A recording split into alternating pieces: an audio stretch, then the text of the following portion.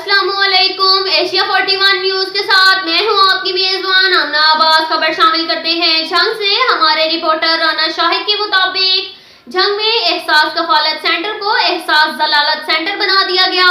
जिले इंतजामिया की तरफ से सहूलियात का फुकदान। हजारों की तादाद में आने वाली गरीब खवातीन के लिए एक टेंट में तकरीबन 200 कुर्सियां लगाकर जिले इंतजामिया ने अपना हक अदा कर दिया।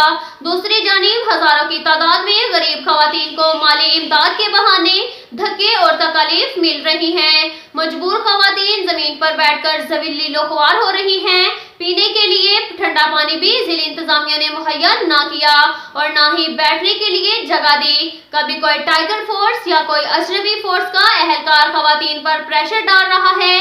कोई मुनासिब इंतजामात ना होने की वजह से खवातीन को मेन गेट पर इस शदीद गर्म मौसम और तपती धूप में खड़ा करके जलीलो ख्वार किया जा रहा है, लेकिन कोई भी उनका पुरसान हाल नहीं है। डिप्टी कमिश्नर झंग फयाज अहमद मोहल से गरीब खवातीन का मुतालबा है कि कम अज कम कुर्सियां लगाकर बैठने का फौरी तौर पर इंतजाम अमल में लाया जाए और एहसास कफालत सेंटर हाकी ग्राउंड नया शहर का विजिट करके इंतजामात का जायजा लिया जाए। अब तक के लिए इतना ही काफी है। मिलते हैं अगले बुलेटिन में, हमारे साथ रहिएगा। अल्लाह हाफिज।